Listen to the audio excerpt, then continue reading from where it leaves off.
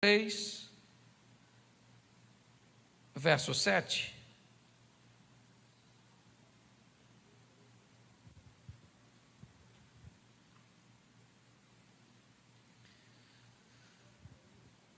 Olhe para mim, porque eu quero falar algo com você antes de ler. O tema da minha mensagem hoje é culpado, inocente ou inocentado.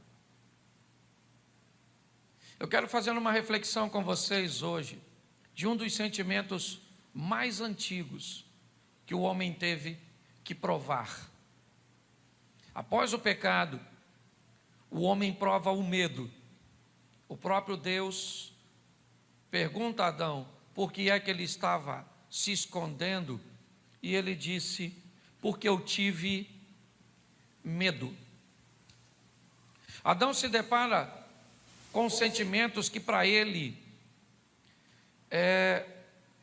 são muito novos, como sentimento, como culpa, como medo, como vergonha. O pecado traz para a vida dele, para a minha e para a sua, um misto de sentimentos que muitas pessoas têm muitas dificuldades. Lidar com culpa, principalmente, de uma forma correta, é o privilégio de poucas pessoas. Pouquíssimas pessoas têm maturidade para gerenciar, para administrar a culpa. Por isso já deu para notar que, primeiro, essa mensagem que eu vou ministrar, ela não é para inocentes, ela é apenas para culpados. O meu propósito hoje é falar com quem tem culpa. Ou seja, essa mensagem que eu vou ministrar, ela é para você usar nas vezes que você for culpado. Nos momentos que você entenda que você tem culpa, seja totalmente ou apenas parcialmente. Porque às vezes nós não somos totalmente culpados de um fato, de um acontecimento, de uma briga, de uma traição, de um assassinato. Se vamos levar isso para o campo da lei, do direito, dos homens ou divinos, é muito importante nós termos a maturidade de aprendermos a lidar com a nossa culpa. E é lógico que ainda corre o risco de algumas pessoas terem um problema, como sociopatas, que têm dificuldade de se sentirem culpados por alguma coisa. Se você até hoje nunca se sentiu culpado de nada, você sempre achou que a culpa sempre foi da sua esposa, do outro, você está sempre certo. Tudo que você faz está sempre pautado numa razão. Isso é perigosíssimo.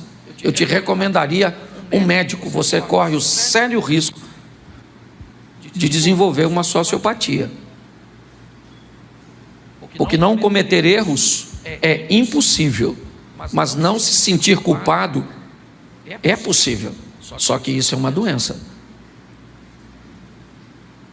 Então eu preciso que você olhe hoje de uma forma madura, porque o meu propósito é ajudar você. Como eu vou lidar com a culpa?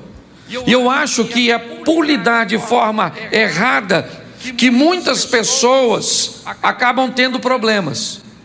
E se você é evangélico, se você é cristão, primeiro, você vai ter que entender que na Bíblia nós vamos tratar de culpa de duas formas. Uma visão do Velho Testamento, onde era olho por olho e dente por dente, onde o culpado era visto de uma forma muito mais enfática, incisiva e a graça, o período cujo qual nós estamos. Para nós é muito importante nós conhecermos os dois lados. Sabemos como as coisas funcionavam na época de Moisés, na época de Josué, quando Acã esconde. Mas é muito importante nós olharmos para Cristo, para a graça, para a manifestação de Cristo. E é isso que eu quero te mostrar. Primeiro, quando a culpa aparece pela primeira vez, e como é que nós precisamos lidar com ela, porque provavelmente grande parte dos conflitos que nós, na nossa vida, parece um looping, está sempre acontecendo, eu estou sempre voltando ao mesmo erro, provavelmente é um probleminha com a culpa. E aí eu quero ler com você Gênesis 3, 7, diz assim: então foram abertos os olhos de ambos e conheceram que estavam nus, e coseram folhas de figueira e fizeram para si aventais. No verso 7 você vai para o 12, que diz assim: então disse Adão: a mulher que me deste por companheira, ela me deu da árvore e comi. E disse o Senhor Deus à mulher: por que fizeste isso? E disse a mulher: a serpente me enganou e eu comi. Feche os seus olhos. Senhor nosso Deus e Pai, te damos graças por tua palavra. Continua falando conosco. Usa-me, ó Deus, como um canal de bênção, pelo poder do nome de Jesus. Amém. Glória a Deus. Amém? Já deu para notar que a culpa ela traz para este casal, que vai provar dela pela primeira vez, duas consequências: a vergonha, e aqueles que eram unidos agora se tornam adversários. Quando nós olhamos o que a culpa fez com Adão e Eva, foi fazer com que eles se escondessem e tentassem resolver por si próprio, cozendo folhas de figueira. Mas mais do que vergonha, eles agora começam a se degladiar. Agora um colocando a culpa no outro, eles não estão entendendo, eles não sabem como lidar com essa emoção. Em todo ambiente onde a culpa está presente, nós vamos ter três personagens: o homem, Satanás e Deus. Quando eu digo homem, eu estou dizendo o ser humano, que pode estar sozinho, pode estar com sua esposa, com seus filhos, que pode estar com seu amigo, com o irmão da igreja. Esse é um personagem. Nós vamos olhar e vamos ver Satanás. Ele também está presente nesse ambiente de culpa. Muitas vezes ele é aquele que vai estabelecer a indução. Ele não pode pecar, é verdade, por mim, mas ele pode me convencer, ele pode me estimular, ele pode aproveitar de uma fraqueza que eu tenho e fazer com que eu cometa um erro. E nós temos Deus, e nós vamos ver como esses três lidam com a culpa, e nós vamos usar alguns exemplos rapidinho para facilitar. Primeiro nós vamos ver o homem, como a maioria de nós lidamos com a culpa. Como é que você lida com situações cujas quais você é culpado? Provavelmente transferindo a responsabilidade para o outro. Na maioria das vezes que nós vamos conversar com pessoas, para resolver situações, litígios, brigas, conflitos, crises, sejam de coisas simples ou criminosas. Não, eu matei porque ele fez isso. Não, eu atropelei porque só estava em alta velocidade. Não, ele entrou na frente. Não, porque você gritou com sua mulher. Não, eu gritei porque ela fez isso e isso e isso. Não, porque você pecou. Não, eu pequei por causa disso. Como é que o homem lida com a culpa? Se eximindo, em primeiro momento, de sua responsabilidade. Eu gosto muito de assistir reportagens criminais. E quando um criminoso chega para o primeiro interrogatório, até hoje eu nunca vi, a não ser que ele tenha sido pego em flagrante. Aí ele vai mudar de estratégia, dizendo que foi ele, mas arrumando uma culpa na outra parte que justifique o que ele fez. A maioria de nós não mudamos, não corrigimos a nossa trajetória, não consertamos, porque nós jogamos a responsabilidade no outro. Eu me divorcio da minha mulher, e por que eu me divorciei dela? Porque eu não consigo tolerar ela, a culpa é dela, porque ela é desse jeito, porque ela é aquilo, porque é aquele outro, porque aquilo. E agora o que eu faço? Eu não tenho culpa nenhuma. Então o que eu faço? Eu entro em outro relacionamento, mas não corrigi nada que estragou aquele, porque eu não tinha culpa nenhuma naquele outro.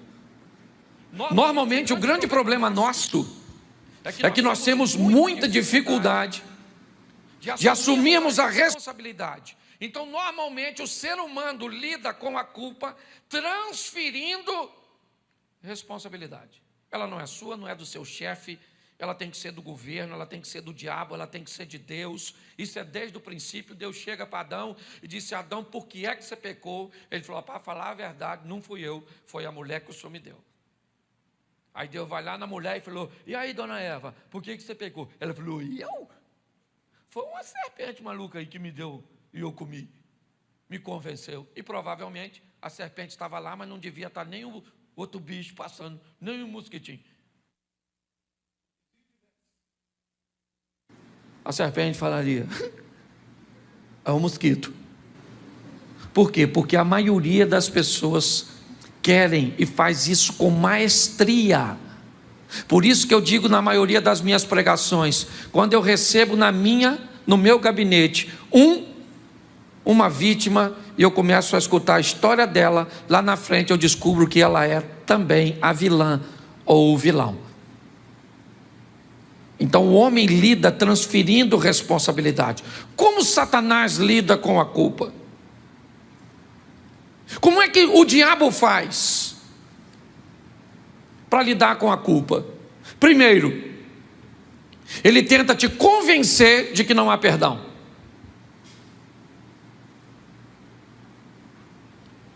Se o diabo conseguir te convencer que não há perdão para o que você fez, que aquilo que você fez não tem possibilidade nenhuma de ser consertado, de ser revisto, de ser reavaliado, ele obtém sucesso.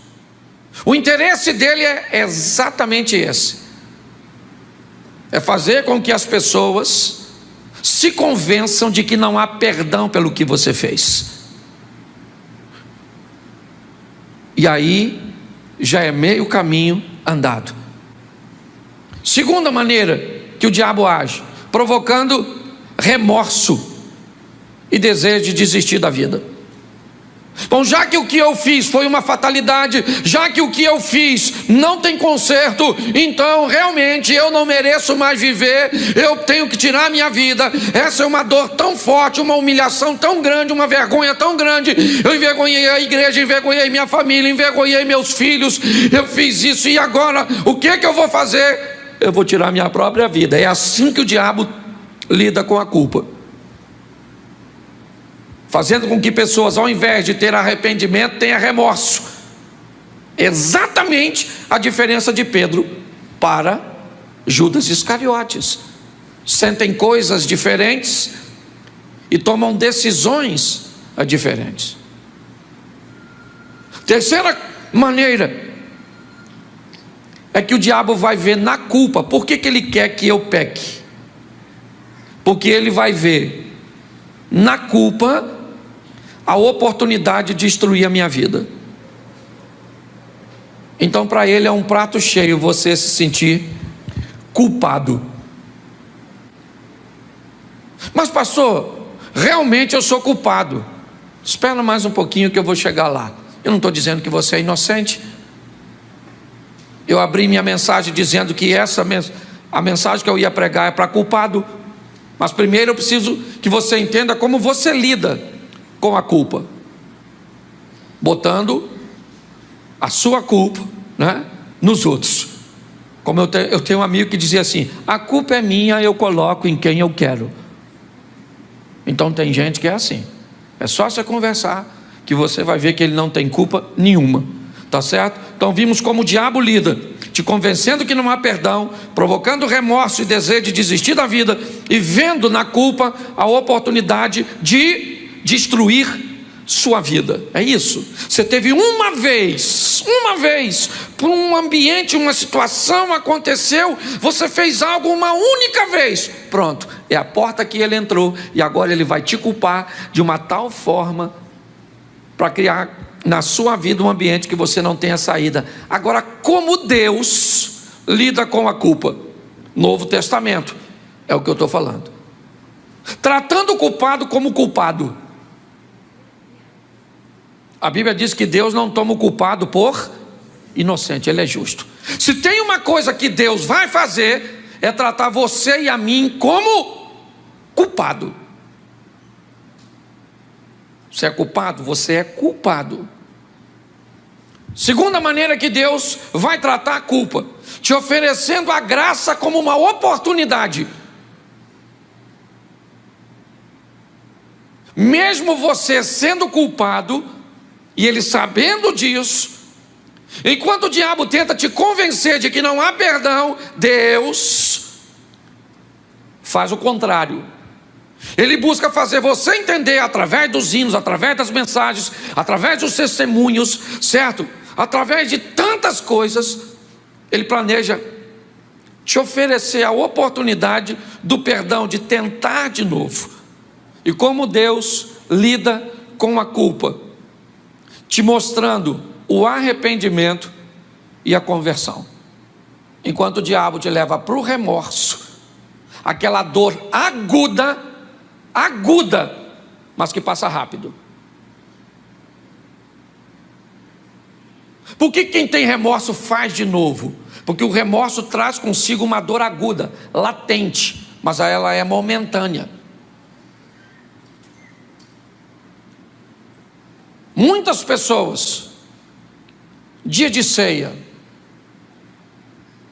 pão e suco de uva. Senhor meu Deus, eu não deveria estar ceando, mas eu me arrependo,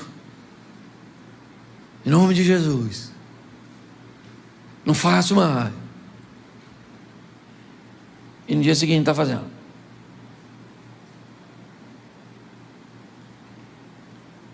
Enquanto o arrependimento, ele é mais vagaroso, ele é menos incômodo, é verdade. A dor de quem está se arrependendo e se convertendo, ela não é aguda, não. Ela é mais lenta, ela é mais vagarosa. Ela não busca fazer você prometer coisas que você não pode cumprir, não. Ela conhece suas limitações, sua capacidade.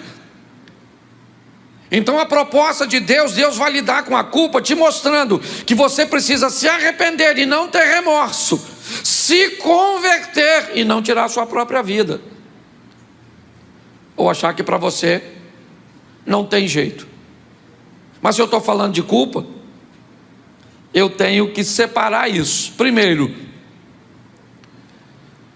quando eu sou culpado das leis e valores dos homens ou humanas, e quando eu sou culpado da lei ou dos valores divinos. Pastor, dá para dar exemplo? Dá. Eu fiz questão de fazer isso, porque eu acho que eu estou virando uma chave na minha própria vida no que diz respeito para lidar com culpa, para lidar com a minha postura, a minha mudança, sabe? Bom, a lei humana, como é que eu lido com a lei humana, eu sendo crente ou não? Eu matei alguém. Perante a lei humana, eu sou culpado ou inocente? Eu sou. E perante a lei divina também. Sim ou não? Porque eu matei. A pena, ela vai ser atribuída de acordo com os agravantes. Se eu planejei, se foi passional, se foi vingança, se eu ocultei o cadáver, se eu estava sozinho, se foi com apenas um tiro, se eu sou crente ou não, perante a lei dos homens eu sou culpado e eu tenho que pagar. Sim ou não? Sim. Agora vamos a valores. Não estou falando de lei, dos homens. Uma briga conjugal. Você xingou a sua mulher te xingou. Esses dias, a mulher brigou com o marido aqui. Irmão, a mulher xingou o cara de tudo quanto era homem. Parecia um tiroteio. Crente, cheio de Deus. Só o eterno. E quando você vai ver isso, você vai dar uma olhada, aí são valores. Aí eu não estou falando de lei. Eles começam a estabelecer os seus valores, para definir quem está certo ou quem está errado, quem é culpado, quem é inocente. Então nós temos essas duas coisas na lei dos homens. E na lei divina, nós temos a lei, por exemplo, como o adultério. Quem adultera é culpado ou não? É culpado ou não? É culpado. Agora nós temos, por exemplo, os valores, que também acabam caminhando por uma subjetividade. Todas as coisas me são lícitas, mas nem todas me convêm. Quando eu olho para isso, eu começo a entender algumas coisas que eu queria ver com você. Por quê? Porque na maioria das vezes nós sabemos que somos culpados. Sim. Mas como é que nós vamos lidar com isso para mudar o nosso comportamento, para mudar o nosso temperamento? Porque se o evangelho não te muda, ele serve o que para você? Se ele não te aperfeiçoa como gente, como cidadão, como crente, se ele tem o propósito de melhorar seus relacionamentos com os homens e com Deus, inevitavelmente ele precisa que você se arrependa, que você se converta. Eu vou te dar 2 exemplos só no Velho Testamento. Vamos voltar a Adão primeiro. Seja franco, Deus conversou. Você conhece um pouquinho o texto bíblico? Vamos lá. Deus chega para Adão e diz: Adão, ó, eu te dou liberdade para fazer tudo isso, mas eu quero estabelecer um limite, ok? Você vai ficar aqui a maior parte do dia, mas para que você entenda que quem governa tudo isso sou eu, para que isso fique claro, notório, patente aos seus olhos, eu vou colocar um limitador. Você mexe onde você quiser, inclusive nessa árvore, mas nela ou dela você não pode comer. Era um limite. Poderia ter sido a árvore, poderia ter sido um rio, poderia ter sido um animal, poderia ter sido qualquer coisa, porque o propósito é falar de limitações, de entender limites, de respeitar a autoridade, de entender hierarquia. É isso que Deus está falando.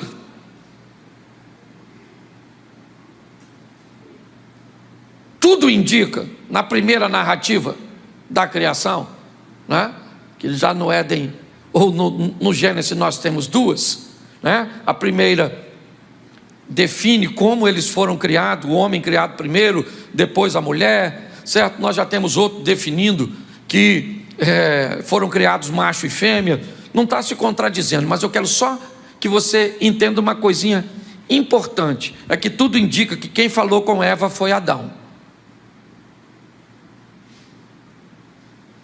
Quando o limite está para ser quebrado, você vê nitidamente que o discurso de Eva está quebrado, está furado, está falhado. Ela não sabe o que está dizendo. A informação que chegou para ela não chegou boa, ou ela não conseguiu entender. Sabe o que é mais incrível? É que ela comeu, e o texto não diz que aconteceu alguma coisa enquanto ela come, porque Deus falou com Adão. Aí imagina, vamos imaginar aqui, ok? Só para cá, é uma coisa que a gente tem mais facilidade. Vamos imaginar a Eva com aquela maçã suposta,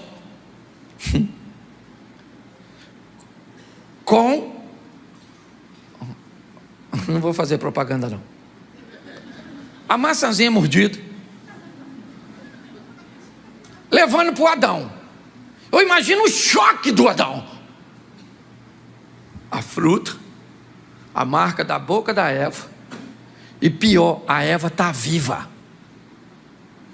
Ela fala: aí Adão, comi. Se tu é o Adão, tu faz o quê? Seja franco. Aí Eva, estou com fome não. Não comi uma banana ali agora? Não. Comeu, não morreu, né? Beleza. Deus vai chegar aqui de tarde, finalzinho da tarde. Vou falar com ele: Senhor, essa mulher que o Senhor me deu é mais perigosa, tem mais veneno que a fruta. Você está rindo, mas é sério. Ele é culpado, mas ele é muito culpado, sim ou não? Mas ele é muito, eu gosto disso. Muito culpado. Mas ele vai lidar com Deus diretamente. Seja no Velho Testamento ou no Novo, quando você lida com Deus diretamente, Deus olha seu coração. E na presença de Deus, Davi disse isso algo de uma forma tremenda: é melhor estar nas mãos de Deus do que na dos homens. Eu não sei o que você fez, e provavelmente você é culpado, porque nós somos. É que a gente costuma botar: quem tem culpa do seu casamento tem uns problemas, você ou sua mulher? Não vem com essa de falar os dois não, porque os dois você fala aqui. Quando o bicho está pegando é você, sua mãe, seu pai, isso, você puxou, seu irmão igual a você, sua avó, já conhece essa história, você... O diabo usa você, e você não usa. Nossa, nem para o diabo usar você serve. Você está rindo, mas é sério. Quando nós olhamos para isso, nós vemos que o assunto é muito sério. Vamos pular para Davi, para andar rapidinho, esse culto é bem... Davi pecou ou não? Quando se deitou com a mulher do Urias, mandou matar o cara, casou com a mulher e ficou bonitinho na foto. Deus falou: ah, é? Foi lá e falou com ele. Sabe o que é mais engraçado? Perdoado foram os seus pecados. Quando eu escutei essa frase, eu falei: não acredito. O cara passou o cerol na dona, matou o cara. E Deus vai dar esse mole? Mas Deus falou assim: eu vou te perdoar. Seus pecados foram perdoados. Mas deixa eu te falar como é que vai funcionar de agora em diante. Seu filho morre. Seu outro filho, Absalão, vai se deitar com a sua mulher, tudo, no meio da praça. Entendeu, Davi? Você vai ser em ambiente público. E Deus diz que perdoou. Se não perdoa, o que eu aprendo aqui? Ele é culpado, sim ou não? Deus perdoou, sim ou não? Mas Deus não perdoou o efeito. Tem gente que tem dificuldade de lidar com culpa, por quê? Porque ele disse: Senhor, me perdoa. Deus disse: beleza, vida que segue, vamos embora. Nossa, mas por que está acontecendo isso comigo? Nossa, por que está acontecendo isso comigo? Nossa, você trai a mulher, você pede perdão a Deus e quer que a mulher te perdoe do mesmo jeito? Está assim de gente, ó, com sérios problemas com essa questão. Você recebe o perdão de Deus, sim, porque Ele é bom, misericordioso, longânimo, mas o efeito daquilo que tu fez, meu filho, pode durar muito tempo, mas é muito tempo. Então pense antes de fazer.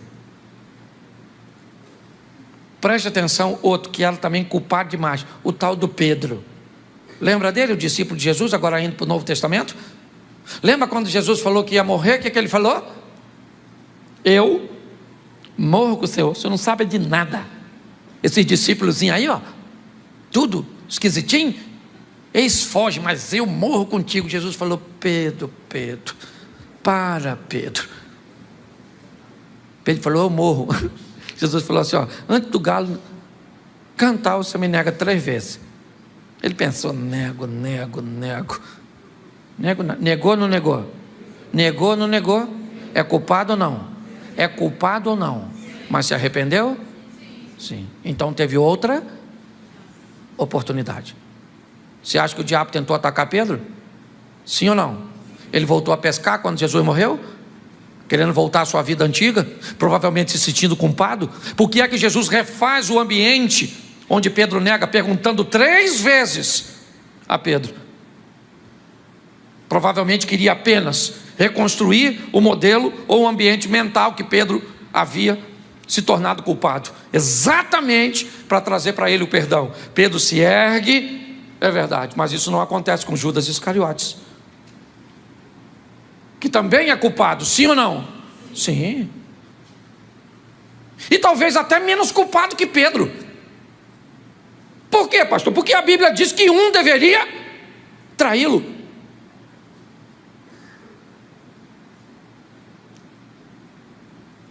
Quando Judas nega, inevitavelmente ele está fazendo, ou quando ele trai, ele está fazendo se cumprir uma profecia que dizia que ia ter um que ia trair. Mas a postura de Judas é que leva ele para o buraco. É a falta de habilidade de lidar com os erros. Nós temos que viver uma vida, irmãos, corrigindo os nossos erros, para que depois que nós passarmos, o próximo crente tenha um pouco mais de facilidade para falar de Cristo, para mostrar Cristo para as pessoas. Viva a sua vida de forma que o que vem depois de você, o crente que vem depois de você, encontre um ambiente mais agradável, mais fácil, mais tranquilo. Às vezes nós fazemos coisas tão ruins aqui, que o crente que vem depois, meu irmão, ele tem que desconstruir tudo o que nós fizemos. Nossa mente hoje ainda vive isso, nesse ambiente totalmente, sabe, bagunçado de religiosidade, que impregnou a nossa mente. Basta você fazer uma perguntinha, que você destrói, às vezes, o conceito das pessoas. Quando eu olho agora para a mulher adúltera de João 8, ela estava adulterando e foi pega em? Ela é culpada? Ela é culpada ou não? Ela é culpada. Jesus trata ela como culpada? Sim ou não? Sim. Ela é culpada, porque você e eu somos culpados. Talvez não em todos os momentos, mas nós poderíamos mudar, nos aperfeiçoarmos muito, se nós fôssemos capazes de encarar a culpa de outra forma. Mas não, eu errei, e tem gente que diz assim, ó, eu sei que eu estou errado. Pois é, reconhecer o seu erro não é sinal de arrependimento. É apenas sinal que você conseguiu levar a justiça para a situação. O que adianta eu dizer que eu estou errado se amanhã eu vou fazer de novo? O que a nossa vida está esperando, o que a Bíblia está esperando, o que Deus está esperando, o que uma geração está esperando, é que o Evangelho nos transforme. Mas não. Na maioria das vezes nós somos culpados, mas nós não vamos admitir isso. Vamos botar a culpa na esposa, nos filhos. Por que o nosso filho está assim? Porque nós não temos tempo. Por que esse menino está desse jeito? A culpa é sua. Porque esse menino precisa do pai, e o pai é ausente. Ah é? Eu sou ausente? E você fica com ele o tempo inteiro? E quando eu vou corrigir ele, você não deixa eu corrigir? O tempo inteiro nós estamos lançando no outro uma responsabilidade que eu não sei quantos por cento. Aliás, para mim, ninguém precisa mudar 100%, principalmente casal. Para mim, se um casal, um muda 50% e o outro 50%, a gente já chega nos 100% satisfatório. Mas a grande questão é que quem está mudando, a vida financeira está mudando, os relacionamentos interpessoais estão mudando, o relacionamento divino está mudando. É como dizer para um desorganizado que ele precisa de mais espaço.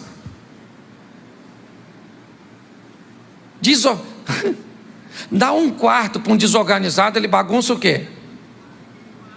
Um quarto. Dá uma cidade para um desorganizado, ele bagunça o quê? Isso, porque o problema não é o espaço, é a desorganização. Tem gente que é organizado com a caixa de papelão. Você chega lá, as roupinhas tudo assim, ó.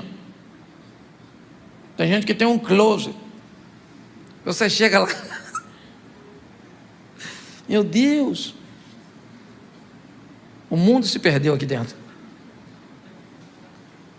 A nossa vida está buscando o momento em que nós vamos tomar a decisão de mudança. E eu tenho aprendido, né? Não sei se eu consegui transmitir para vocês aqui, porque falou demais no meu coração.